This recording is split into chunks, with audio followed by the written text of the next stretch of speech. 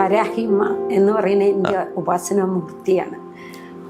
ആ അമ്മ എന്നിലേക്ക് എപ്പോൾ കടന്നു വന്നെന്ന് എനിക്ക് പറയാൻ പറ്റുന്നില്ല സാർ. സപ്തമാതൃക്കളിൽ 5ാമത്തെ ആളാണ്. പഞ്ചമി എന്നാണ് അമ്മയെ വിശേഷിപ്പിക്കുന്നത്. വാരാഹി വാരാഹി വാരാഹി വാരാഹി നമ്മൾ നിരന്തരം കേൾക്കുന്നതാണ് വാരാഹി മന്ത്രം. പല യൂട്യൂബ് ചാനലുകളിലും പല മീഡിയത്തിലും നമ്മൾ കേൾക്കുന്നുണ്ട്. എന്താണ് വാരാഹി? അതുപോലെ തന്നെ ഈ മന്ത്രം ജപിക്കൂ, നിങ്ങൾക്ക് ആഗ്രഹം സാധിക്കും എന്ന് പറയുന്നുണ്ട്. നമ്മൾ പല സ്ഥലങ്ങളിലും നമ്മൾ പേഴ്സണലി ഇൻ്റർവ്യൂ എടുത്തിട്ടുണ്ട് മാഡം, ആണല്ലോ. പക്ഷെ എന്നിട്ടും പല പല കമൻസും പല ഭാഗത്തുനിന്നും ഉണ്ട്. സപ്തമാതൃക്കളിൽ ഒരു ദേവിയായ വരാഹി അമ്മയെ സാധാരണപ്പെട്ട ഒരാൾക്ക് ഉപാസിക്കാമോ? വാരാഹി അമ്മ എന്താണ്? ഒന്നുകൂടെ ഒന്ന് പറയാമോ? വരാഹിമ്മ എന്ന് പറയുന്ന എൻ്റെ ഉപാസന മൂർത്തിയാണ്. ആ അമ്മ എന്നിലേക്ക് എപ്പോൾ കടന്നു വന്നെന്ന് എനിക്ക് പറയാൻ പറ്റുന്നില്ല സാർ. ചോറ്റാനിക്കരി അമ്മയെ ഭജിച്ച് ഒരു ദിവസം ഏതോ ഒരു നിമിഷത്തിൽ അമ്മ എന്നിലേക്ക് കയറി വന്നു. അപ്പോൾ വരാഹി അമ്മ എന്ന് പറയുന്ന സാറ് പറഞ്ഞ പോലെ സപ്തമാതൃക്കളിൽ 5ാമത്തെ ആളാണ്. പഞ്ചമി എന്നാണ് അമ്മയെ വിശേഷിപ്പിക്കുന്നത്. ആ അമ്മ ആർക്ക് എന്ത് ദോഷം ചെയ്യുമെന്നാണ് പറയണത്. മന്ത്രങ്ങൾ, അമ്മയുടെ മന്ത്രങ്ങൾ, സാധാരണക്കാർക്ക് ജപിക്കാവുന്ന മന്ത്രങ്ങൾ അവർ വഴിയരികിലൊന്നും വെച്ചല്ല എന്നോട് മേടിക്കുന്നത്. അവരെന്നെ വന്ന് കണ്ട്, എൻ്റെ ഓഫീസിൽ വന്ന് കണ്ടിട്ട് അവർക്ക് ആ മന്ത്രം കൊടുത്ത് 45 ലക്ഷം രൂപ കടത്തിലായ ജപ്തിയായിട്ട്, മാഡം എനിക്കൊരു എന്തെങ്കിലും ഒന്ന് ഉപദേശിച്ച് തന്നില്ലെങ്കിൽ ആത്മഹത്യയല്ലാതെ എനിക്ക് വേറെ ഒന്നും ചെയ്യാനില്ല കേട്ടോ എന്ന് പറഞ്ഞ പത്തനംതിട്ടയിലുള്ള ഒരു കുടുംബം എൻ്റെ അടുത്ത് വന്നിരുന്നു. അവർ കഴിഞ്ഞ ദിവസം എനിക്ക് മെസ്സേജ് വിട്ടിരിക്കണു, അമ്മ എൻ്റെ എല്ലാ പ്രശ്നങ്ങളും തീർന്നു, എനിക്ക് എല്ലാ സമ്പത്തും കൊടുത്തു തീർക്കാൻ പറ്റി, എൻ്റെ വരാഹിയമ്മയെ ഞാൻ എന്താണ് അമ്മയോട് പറയേണ്ടത്? അവർ കലപ്പയൊക്കെ, വെള്ളിക്കലപ്പയൊക്കെ നേർന്നിട്ടാണ് പോയിരിക്കുന്നത്. അപ്പം ഇതിന് ഞാൻ കൊടുക്കുന്ന മന്ത്രം വാരാഹി വാരാഹി വാരാഹി വാർത്താളി വാർത്താളി വാർത്താളി ഓം സർവൈശ്വര്യ വജ്രകോശ വരാഹിയെ നമ എന്നിവർ 3 പ്രാവശ്യം ജപിച്ചോളൂ എന്ന് പറയും. അത് കഴിഞ്ഞിട്ട് ഓം വജ്രകോശം, ഓം വജ്രകോശം, ഓം വജ്രകോശം, ഇതാണ് നമ്മൾ ഫസ്റ്റ് കൊടുക്കുന്ന മന്ത്രം. ഇത് സമ്പത്ത് കിട്ടാൻ മാത്രമല്ല സാർ. ഇത് ഒരു ക്യാൻസർ പേഷ്യൻ്റായിരിക്കുന്ന ആൾ എൻ്റെ അടുത്ത് വന്നിട്ട് കരയുകയാണിരുന്നു. അദ്ദേഹത്തിൻ്റെ വൈഫും അദ്ദേഹവും കൂടി കരയുകയാണ്. ആ സമയത്ത് എനിക്ക് എൻ്റെ ഭഗവതിയോട് ചോദിച്ചപ്പം മന്ത്രം കൊടുത്തോളൂ എന്നാണ് അമ്മ പറയുന്നത്. അമ്മയോട് ചോദിക്കാതെ ഞാൻ കൊടുക്കില്ല മന്ത്രം. അപ്പോൾ കൊടുത്തോളൂ എന്ന് പറഞ്ഞു. അദ്ദേഹത്തിൻ്റെ വൈഫ് അത് കൃത്യമായിട്ട് ജപിച്ചു. അത് മാറിപ്പോയി അവർക്ക്. ആണല്ലേ? ക്യാൻസർ മാറിപ്പോയി. അതുപോലെ ഇഷ്ടംപോലെ അസുഖങ്ങളായിട്ട്, അസുഖവും സാമ്പത്തികവും ആണല്ലോ ഇപ്പൊ എല്ലാവർക്കും വരുന്നത് സാർ. അപ്പൊ സാമ്പത്തികത്തിൽ വിഷമിച്ചവർ വന്നപ്പോ ഇവർക്ക് ഞാൻ കൊടുത്തത് ഓം ക്ലീം വരാഹമുഖി ഹ്രീം സിദ്ധിസ്വരൂപിണി ശ്രീം ധനവശങ്കരി ധനം വർഷയ വർഷയ സ്വാഹ, ഈ മന്ത്രം. ഇതിലൊക്കെയുള്ള പ്രത്യേകത ഇപ്പൊ സാറ് ജപിക്കുന്ന പോലെയോ ഞാൻ ജപിക്കുന്ന പോലെയോ അവർക്ക് അറിയണം എന്നില്ല. അവർക്ക് ഉപാസനകളില്ല, പക്ഷെ അവർക്ക് സാധാരണ മന്ത്രം ജപിക്കാം. ഒരു കുടുംബം നന്നായി പോട്ടെ, അതിനെന്തിനാ മറ്റുള്ളവർ പ്രതികരിക്കുന്നത്? നമ്മൾ ചെയ്യുന്ന തൊഴിൽ നമ്മൾ ചെയ്യട്ടെ, മറ്റുള്ളവരതിൽ പ്രതികരിക്കേണ്ട കാര്യമില്ല. അവർ ചെയ്യുന്ന ജോലി അവർ ചെയ്യൂ, അല്ലേ? സാധാരണക്കാർ വിജയിച്ചു പോട്ടെ, അവർക്ക് സാമ്പത്തികം ഉണ്ടാവട്ടെ. അല്ലെങ്കിൽ ഇതുപോലെയുള്ള രോഗങ്ങൾ വന്നാൽ അവർക്ക് വിജയിച്ചു പോകാൻ പറ്റില്ല സാർ. സാധാരണക്കാരല്ലേ അവർ. അതായത് വാരാഹി മന്ത്രം ഇന്നിപ്പോൾ നമ്മൾ പല ചാനലിൽ നോക്കുന്ന സമയത്ത് ഈ മന്ത്രം ജപിക്കൂ, 41 ദിവസം അല്ലെങ്കിൽ 7 ദിവസം നിങ്ങളുടെ ജീവിതം മാറും എന്നൊക്കെ പറയുന്നുണ്ട്. അപ്പോൾ ചില മൂലമന്ത്രങ്ങൾ ഒരു ഗുരുദീക്ഷ ഇല്ലാതെ, ഉപദേശങ്ങളില്ലാതെ കൊടുക്കുന്ന സമയത്ത് കൊടുക്കുന്നവർക്കും വായിക്കുന്നവർക്കും അല്ലെങ്കിൽ അത് ജപിക്കുന്നവർക്കും അതിൻ്റെ നെഗറ്റീവ് വശങ്ങൾ വരാറുണ്ട്. പക്ഷേ ഈ വരാഹി അമ്മയുടെ ഈ വജ്രകോശം എന്ന് പറയുന്നത് ഞാനും ജപിച്ചിട്ടുണ്ട്. ഫലം നമുക്കറിയാവുന്നതാണ്. പക്ഷേ എനിക്ക് വളരെ വിശ്വാസമാണ്, വരാഹി അമ്മയെ വളരെ വിശ്വാസമാണ്. പക്ഷേ സാധാരണപ്പെട്ട കുറേ രീതിയിലുള്ള കോൺട്രവേഴ്സി ടോക്കുകൾ കഴിഞ്ഞ കുറേ മാസങ്ങളിൽ വരികയുണ്ടായി. ഞാൻ ഒരുപാട് വീഡിയോസ് മാഡത്തിൻ്റെ വീഡിയോ കാണുന്നുണ്ടായിരുന്നു, പലരുടെയും വീഡിയോ കാണുന്നുണ്ട്. ആരാണ് വരാഹി മന്ത്രം കൊടുക്കാൻ റൈറ്റ്സ് കൊടുത്തത് എന്നൊക്കെ ചോദിച്ചിട്ട്. വരാഹി മന്ത്രം ജപിക്കാമോ?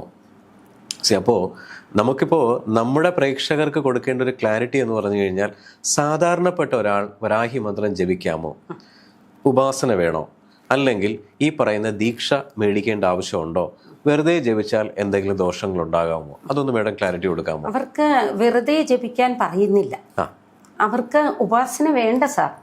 പക്ഷെ അവരെന്നോട് ചോദിക്കും, മത്സ്യ മാംസാദികൾ കഴിച്ചിട്ട് ഭഗവതിയെ വിളിക്കാമോ, എന്തെങ്കിലും നിഷ്ഠകളുണ്ടോ ഇതിൽ? അപ്പൊ നമ്മൾ പറയും, മത്സ്യ മാംസാദികൾ കഴിച്ച് നിങ്ങൾ വിളിക്കരുത് ഭഗവതിയെ. അതിൻ്റെതായ എന്താ പറയുക, എല്ലാം നമ്മൾ ഉൾക്കൊണ്ടുകൊണ്ട് വേണം അമ്മയെ വിളിക്കാൻ എന്ന് പറയും. പിന്നെ നമ്മൾ ഒരാൾക്ക് ഉപാസന മൂർത്തിയെ വെച്ചിട്ട് നമ്മൾ ജപിച്ച് കൊടുക്കുക. ഇപ്പോൾ വജ്രകോശം ജപിച്ച് കൊടുത്തിട്ട് അവർ ചോദിക്കും ഇത് വേറൊരാൾക്ക് പങ്കിടാം, അത് പാടില്ല. നമ്മൾ ഉപാസന വെച്ചിട്ട് ചെയ്യുന്ന ഒരു മൂർത്തിയുടെ മന്ത്രം നമ്മുടെ അടുത്ത് വന്ന് വാങ്ങിക്കുക. അത് ഞാൻ സാധാരണ പോലെ കൊടുക്കുന്നു എല്ലാവർക്കും എന്നാണ് പ്രതികരിച്ചിരിക്കുന്നത്. അത് എന്നെ അറിയാത്ത ആളായിരിക്കാം അത് പറയുന്നത്, പക്ഷെ ഞാൻ അങ്ങനെ വഴിനീളെ മന്ത്രം കൊടുക്കില്ല ഒരിക്കലും.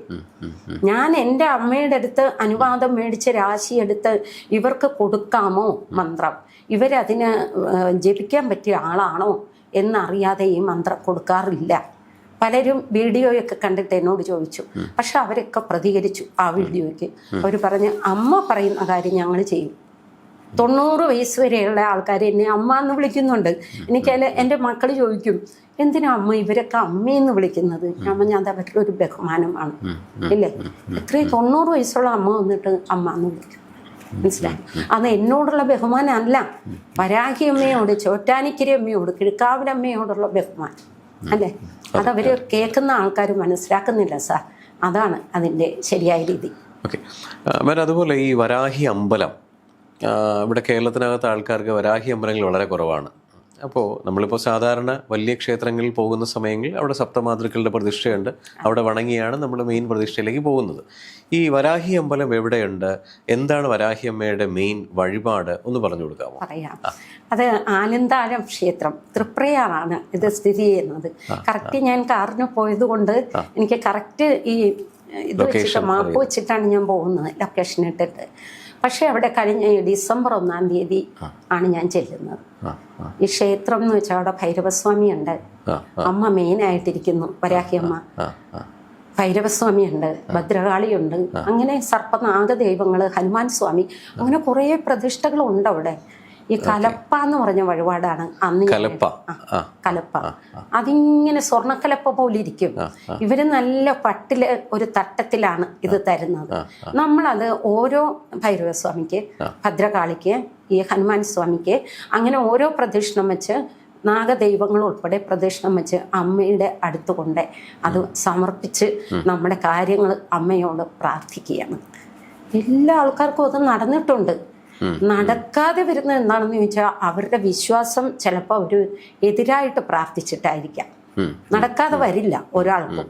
പിന്നെ എന്ന് വെച്ചാൽ അവർക്ക് ഗ്രഹനില പ്രകാരമോ ഇപ്പൊ രാശിപ്രകാരമോ ഇപ്പൊ എടുക്കുന്ന രാശിയുണ്ടല്ലോ അത് പ്രകാരമോ കുടുംബദോഷങ്ങൾ ഒക്കെ നിൽക്കുന്നുണ്ടെങ്കിൽ ഇവർക്ക് ഫലം കിട്ടാൻ താമസമായിരിക്കും. അപ്പോഴപ്പം ഞാൻ ഓരോരുത്തർക്കും വേണ്ടി കലപ്പ വഴിപാടെടുത്തു. 7 കലപ്പ 7 പ്രദക്ഷിണം 7 പ്രാവശ്യം പ്രദക്ഷിണം വെച്ച് ഞാൻ എടുത്തു. അത് ഭയങ്കര തിരക്കായിരുന്നു ആ ക്ഷേത്രത്തിൽ. നല്ല നമുക്ക് മണ്ണ് കിള്ളിയിടാനുള്ള സ്ഥലമില്ല, മഴയാണെങ്കിൽ മഴ, അങ്ങനത്തെ ഒരു സമയത്താണ് നമ്മൾ ചെന്നു. അത് കേരളത്തിൽ ആദ്യമായിട്ട് തെയ്യം നടക്കുന്ന ക്ഷേത്രം, കേരളത്തിലെ ആദ്യത്തെ തെയ്യം നടക്കുന്ന ക്ഷേത്രം. അത് തെയ്യമൊക്കെ അമ്മയുടെ ഭഗവതിയുടെ ഗോൾഡ് പ്രതിമയാണ്. ഇങ്ങനെ മുഖം നമുക്ക് എന്താ വരാഹി അമ്മയുടെ പന്നിയുടെ രൂപം ഇങ്ങനെ വെച്ചിട്ട് നാക്കൊക്കെ നീട്ടി നമുക്ക് തന്നെ ആ രൂപത്തിൻ്റെ മുമ്പിൽ അവരൊത്തിരി പ്രാവശ്യം എന്നെ ഫ്രണ്ടിലോട്ടിരിക്കാനൊക്കെ വിളിച്ചു. പക്ഷെ എനിക്കും എന്താ പറയുക, നമ്മളവിടെ അത്ര വലിയ ആളൊന്നും അല്ലല്ലോ, നമ്മൾ നിസ്സാര വ്യക്തി, അവർ വലിയ വ്യക്തിയായിട്ട് നമ്മളെ കാണുന്നതല്ലേ. ഈ അമ്മയുടെ മുമ്പിൽ ആ തെയ്യത്തിന് നമ്മൾ പോയിരുന്നപ്പോൾ എന്താ പവർ സാർ. ഏകദേശം 11, 11:30, 12 മണിയാവും തീരുമ്പോൾ. പക്ഷെ അവിടെ ചെന്നിട്ട് എനിക്കുണ്ടായ അനുഭവം ഫുള്ള് പോസിറ്റീവായി. ഞാൻ എപ്പോഴും പോസിറ്റീവായിട്ട് ഇരിക്കുള്ളൂ. എന്നെ കാണാൻ വരുന്ന ആൾക്കാർക്ക് അവർ പറയും, മാഡം എപ്പോഴും നല്ല പോസിറ്റീവാണ്, മാഡം എപ്പോഴും നല്ല ബോൾഡായ ചിന്തയാണ് എന്ന്. ഞാൻ അങ്ങനെ ചിന്തിച്ചില്ലെങ്കിൽ എൻ്റെ അടുത്ത് വരുന്ന എത്രയോ പേരുണ്ട്, അവരുടെ കാര്യം എന്താവും. ശരി ശരി. പലവിധ കഷ്ടതകൾ എന്നിലേക്ക് ചിലപ്പോൾ കടന്നു വരാം. പക്ഷെ എൻ്റെ ഭഗവതി അതെല്ലാം എനിക്ക് മാറ്റിത്തരും. ഞാൻ ചീത്തയായി ചിന്തിക്കില്ല. എൻ്റെ അടുത്ത് വരുന്നവർക്ക്, കൺസൾട്ടേഷൻ ചെയ്യുന്നവർക്ക് ഞാൻ കുറേ കാര്യങ്ങൾ അങ്ങോട്ട് പറഞ്ഞു കൊടുക്കും. അതിനുശേഷമാണ് രാശിയെടുത്ത് ഇവരുടെ കാര്യങ്ങളൊക്കെ നമ്മളങ്ങോട്ട് ബോധിപ്പിക്കുന്നത്. കാരണം അവരുടെ മൈൻഡ് എന്താണെന്ന് നമുക്ക് അറിയില്ലല്ലോ സാർ. വളരെ വിഷമിച്ച് കരഞ്ഞൊക്കെ ഓരോന്ന് മുമ്പിലിരിക്കുന്നത്. അപ്പോൾ അവരുടെ മൈൻഡ് നമ്മൾ മാറ്റുവാണ് ചെയ്യണത്. മൈൻഡ് മാറ്റിക്കഴിയുമ്പോൾ അവർ പറയും ശരിയാവും മാഡം, എന്ന് ഞങ്ങൾ മാഡത്തിൻ്റെ അടുത്ത് വന്നിട്ട് ഞങ്ങൾക്കൊരു രക്ഷ കിട്ടി, ഞങ്ങൾ പോവുകയാ എന്ന് പറഞ്ഞ് പോകും. അപ്പോൾ എല്ലാവർക്കും നല്ലത് മാത്രം വരട്ടെ. ഈ കേരളത്തിലെ വളരെ വിരലിലെണ്ണാവുന്ന ക്ഷേത്രങ്ങളിൽ ഒന്നാണ് ഈ പറയുന്ന എവിടെ സ്ഥലം എവിടെയാണ്? തൃപ്രയാർ വരാഹി ക്ഷേത്രം. ദൂരം പോകണം. കലപ്പ വഴിപാടാണ്. പഞ്ചമി പൂജയും ഉണ്ട് കേട്ടോ. പഞ്ചമി പൂജ അത് അന്നേ ദിവസം പഞ്ചമി പൂജ നടത്തിയിട്ടില്ല. അപ്പോൾ പഞ്ചമി ദിവസങ്ങളിലല്ലേ, എല്ലാ മാസവും പഞ്ചമി വരുന്ന ദിവസം രാത്രി 8 മണിക്ക് ശേഷം. വരാഹി അമ്മയെ വിശ്വസിക്കുന്നവർക്ക് ഈ പറയുന്ന തൃപ്രയാർ ക്ഷേത്രത്തിൽ പോയി കലപ്പ വഴിപാട് കൊടുത്ത് അതിനുള്ള ഫലങ്ങൾ ഏറ്റുവാങ്ങാവുന്നതാണ്. വളരെ സന്തോഷം. നന്ദി, നമസ്കാരം. എല്ലാവരും അമ്മയുടെ അടുത്തോട്ട് പോട്ടെ. അതെ അതെ അതെ.